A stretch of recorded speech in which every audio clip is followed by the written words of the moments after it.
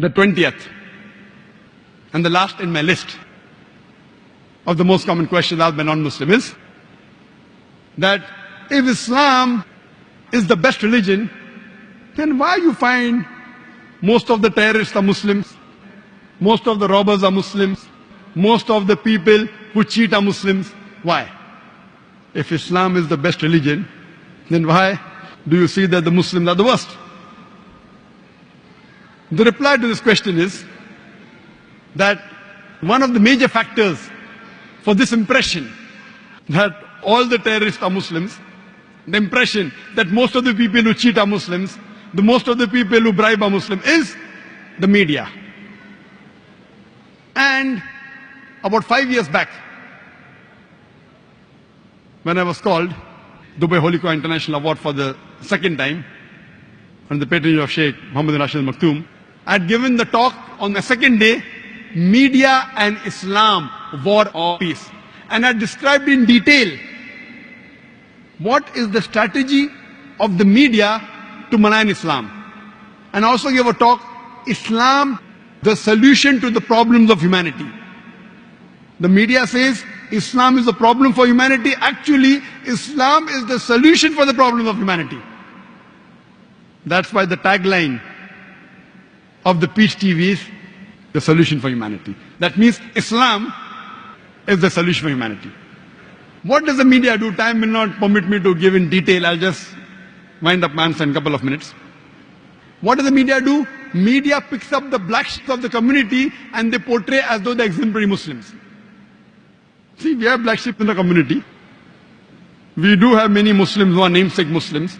They aren't practicing Islam. They pick them up and they portray as though they're exemplary Muslims. Many a time the media,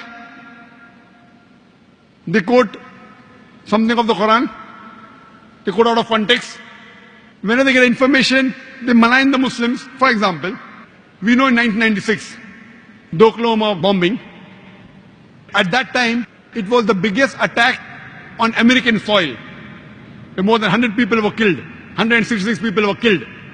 It came as headlines, Middle East conspiracy, Middle East conspiracy.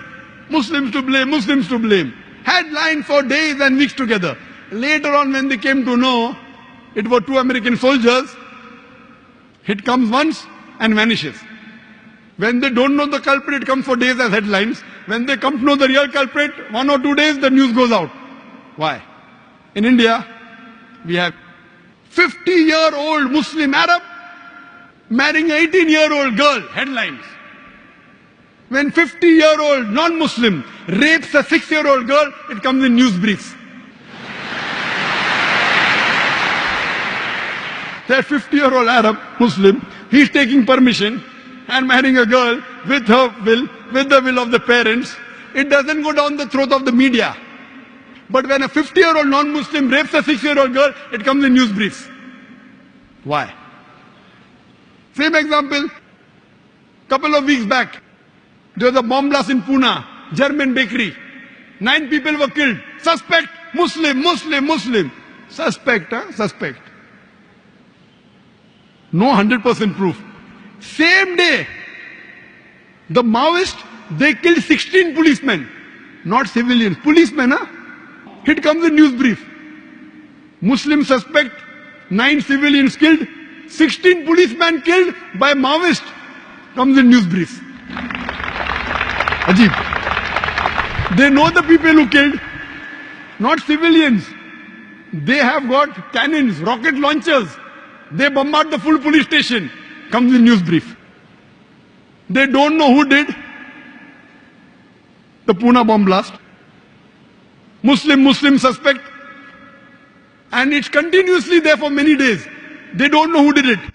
Who they know did it because it's a Maoist, communist, non-Muslim, news briefs. Or maybe front page, some papers, but below. And it vanishes out of the media. So the major cause is the media.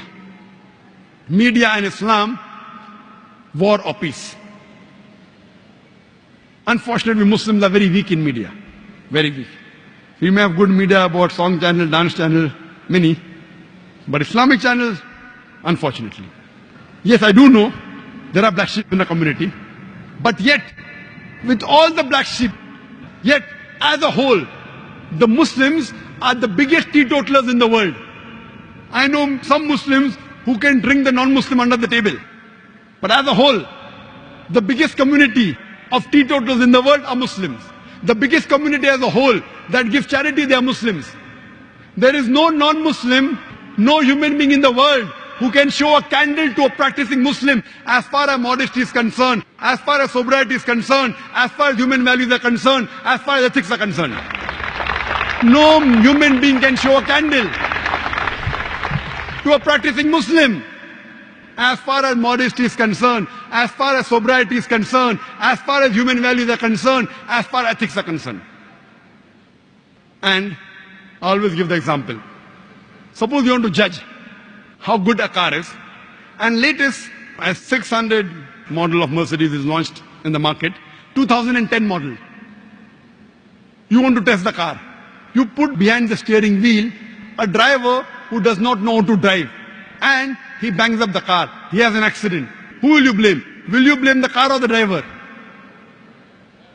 Driver. If you want to know how good the car is, you have to know the specifications. What is the pickup? What are the safety measures? What is the ratio? What is the average of the car?